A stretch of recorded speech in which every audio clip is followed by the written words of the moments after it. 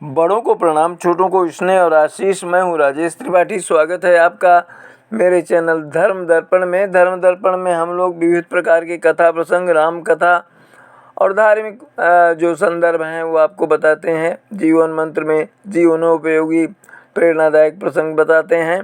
अब हम भारत के विलक्षण और महान संतों के बारे में एक श्रृंखला शुरू करने जा रहे हैं, जिसका प्रारंभ हम कर रहे हैं निमाड़ मध्य प्रदेश के नर्मदा तट पर रहने वाले महान संत सियाराम बाबा के जीवन से। शीर्षक है इस वीडियो का संत सियाराम बाबा, जिन्होंने 10 वर्ष खड़े होकर किया तप। भारत संतों की भूमि है। यहाँ असंख्य विलक्षण, चमत्कारी और पहुँचे हुए संत हुए हैं। इनमें से कईयों ने अद्भुत सिद्धियाँ भी प्राप्त की। आज हम आपको मध्य प्रदेश के निमाड़ के 109 वर्षीय विलक्षण सिद्ध संत सियाराम बाबा के बारे में बताने जा रहे हैं। निमाड़ मध्य प्रदेश के पश्चिमी क्षेत्र में स्थित है।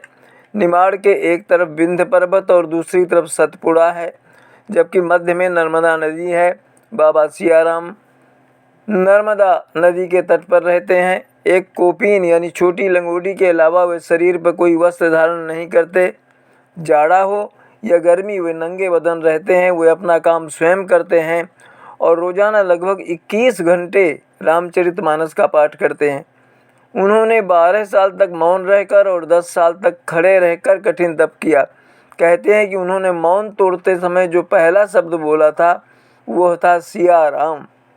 कहते हैं कि उसके बाद से ही उनका नाम सियाराम बाबा पड़ गया। सियाराम बाबा नित्य नर्मदा नदी में स्नान करते हैं। कहते हैं बाबा में चमत्कारिक शक्ति है। वे मानसून में मां नर्मदा से बात करते हैं। उनके बारे में सुना जाता है कि वे बिना अग्नि के दीपक जला लेते हैं। वैसे इस बात से वे इनकार करते हैं कि उनके द्वारा कोई चमत्कार होता है। वे तो कहते हैं कि वे सिर्फ प्रभु की भक्ति में लीन रहते हैं। भारत में कई संतों ने योग और ध्यान की शक्ति से कई चमत्कार किए हैं। सियाराम बाबा कहते हैं कि जो भी जग में आता है अपने कर्मों का फल भोगता है। सियाराम बाबा 10 रुपये से ज़्यादा दान नहीं लेते। बाबा के पैरों में 20 साल से घाव है। वे कोई पदत्राण यानी जूता या चप्पल नहीं पहनते, बस पैरों पर कपड़ा बांधे रहते हैं। सियाराम बाबा का जन्म मुंबई में हुआ बताया जाता है।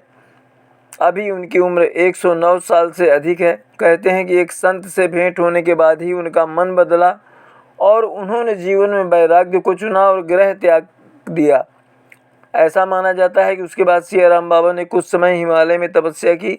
सियाराम बाबा 72 साल पहले 1951 में मध्य प्रदेश के खरगोन के तेली भटियान गांव में नर्मदा किनारे आकर बस गए और तभी से वे उसी जगह पर रहकर राम नाम का जाप कर रहे हैं। सियाराम बाबा भगवान राम और हनुमान के परम भक्त हैं।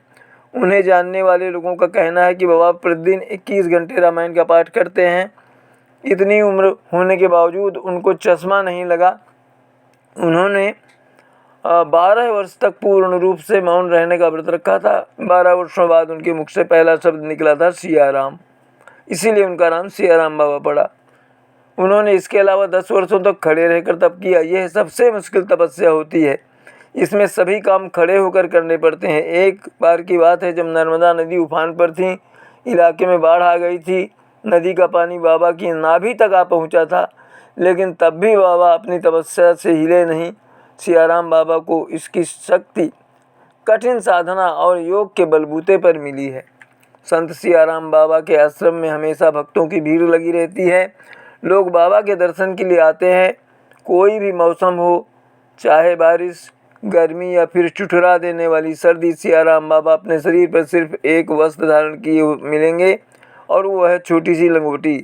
संत सियाराम बाबा ने अपनी साधना के दम पर अपने शरीर को इस तरीके से ढाल लिया है कि उनके शरीर पर किसी ऋतु का कोई प्रभाव नहीं पड़ता है। संत सियाराम बाबा का एक नियम है कि वे दान में 10 रुपये से ज़्यादा नहीं लेते। बावजूद उसके संत सियाराम अब तक कई मंदिरों के लिए करोड़ों रुपए का दान कर चुके हैं। खबरों की माने तो उन्होंने अपने इलाके में नर्मदा घाट पर बारिश से बचने के लिए शेड बनवाया था, जिसमें उन्होंने 2,57,00,000 रुपये दान में दिए थे सरकार को। इसके अलावा भी वे कई धर्मशालाएं और मंदिरों में दान करते हैं। भक्तों की चढ़ाई हुई राशि को अपने पास नहीं रखते हैं। देश विदेश से भी लोग नर्मदा किनारे बाबा के आश्रम में पहुंचते हैं। सिर्फ और सिर्फ बाबा की एक झलक पाने के लिए, उनके दर्शन के लिए। कहते हैं मानसून के समय में इलाके के लोग यहाँ से चले जाते हैं, क्योंकि बारिश के समय कई बार गांव नदी के सामने का खतरा रहता है, नदी में समाने का खतरा रहता है, लेकिन बाबा यहीं निवास करते हैं। कहने वाले कहते हैं कि यही वो समय होता है जब सियाराम बाबा नर्मदा माँ से बात करते हैं। सियाराम बाबा का यह आश्रम आज मालवा निवाड़ के इलाके का लोकप्रिय तीर्थ बन गया है। यहाँ लोग असंख्य प्रश्नों के साथ पहुँचते हैं, लेकिन बाबा कुछ कहते नहीं हैं। सियाराम बाबा के पैर में एक घाव है जो लोग कहते 20 सालों से ज़्यादा है, और यही कारण है कि जब बाबा आप संतराम के दर्शन करेंगे तो उनकी तस्वीर देखेंगे तो आपको उनके पैर हमेशा सफ़ेद पट्टियों से जकड़े दिखेंगे। संत सियाराम बाबा का आश्रम मध्य प्रदेश के खरगोन जिले के गोगांवा तहसील के तेली भट्टियान गांव में स्थित है। ये खरगोन जिला मुख्यालय से 65 किलोमीटर की दूरी पर है। अगर आप इंदौर से खरगोन जा रहे हैं तो आपको 150 किलोमीटर की दूरी तय करना पड़ेगा। यहाँ पहुँचने के लिए आपको इंदौर से कई बसें मिल जाएंगी। गुरु पूर्णिमा पर संत सियाराम बाबा का पूजन करने बड़ी संख्या में श्रद्धालु पहुँचते हैं। भंडारे के साथ महाआरती होती है। गांव के बुजुर्गों का कहना है कि बाबा 50-60 साल पहले निमाड़ आए थे, यहाँ कुटिया बनाई और रहने लगे। हनुमान जी की मूर्ति स्थापित कर सुबह शाम राम नाम का जाप व रामचरितमानस पाठ करते थे। कहते हैं कि जो हनुमान मंदिर बाबा ने बनवाया था उसके दरवाजे को एक दीवार से ढक दिया गया है। कहते हैं अभी भी वहाँ पर अगर कान लगाएं तो भीतर से घंटियों की आवाज़ सुनाई देती है, ऐसा लोग बताते हैं। बाबा की उम्र के बारे में कोई नहीं जानता। कोई उनकी उम्र 80 तो कोई 130 साल बताता है। बाबा का जन्म मुंबई में हुआ, वहीं कक्षा 7-8 तक पढ़ाई हुई। कम उम्र में एक साहूकार के यहाँ मुनीम का काम शुरू किया। उसी दौरान कोई साधु के दर्शन हुए, मन में वैराग्य व श्री राम भक्ति जागी, घर संसार त्यागा और तप करने हिमालय चले गए। कितने साल वहाँ तप किया, उनके गुरु कौन थे, कोई नहीं जानता। बाबा ने यह किसी को नहीं बताया। आज भी पूछने पर एक ही बात कहते हैं, मेरा क्या है, मैं तो सिर्फ मज़ा देखता हूँ। बाबा रोज़ नर्मदा स्नान करते हैं। नर्मदा परिक्रमा करने वालों की सेवा भी खुद करते हैं। सदाव्रत में दाल चावल तेल नमक मिर्च कपूर अगरबत्ती व रुई की बाती भी दान करते हैं। जो भी भक्त आश्रम आता है बाबा अपने हाथों से चाय बनाकर पिलाते हैं। कई बार नर्मदा की बाढ़ की वजह से गांव के घर डूब जाते हैं। ग्रामीण ऊंची सुरक्षित जगह चले जाते हैं, लेकिन बाबा अपना आश्रम व मंदिर छोड़कर कहीं नहीं जाते। बाढ़ के दौरान मंदिर में बैठकर रामचरितमानस पाठ करते हैं। बाढ़ उतरने पर ग्रामीण उन्हें देखने आते हैं तो कहते हैं माँ नर्मदा आई थी, दर्शन व आशीर्वाद देकर चली गई। माँ से क्या डरना, वो तो मैया है। पीपल गोन में लोधी रोड पर बाबा का नया आश्रम तैयार हो रहा है। भट्टियाण आश्रम के डूब जाने के बाद बाबा यहाँ आएंगे। ज्ञात हो भट्टियाण बुजुर्ग के साथ नागलवाड़ी शिखर धाम से भी लगाव होने से वे भीलट देव दर्शन को जाते रहते हैं।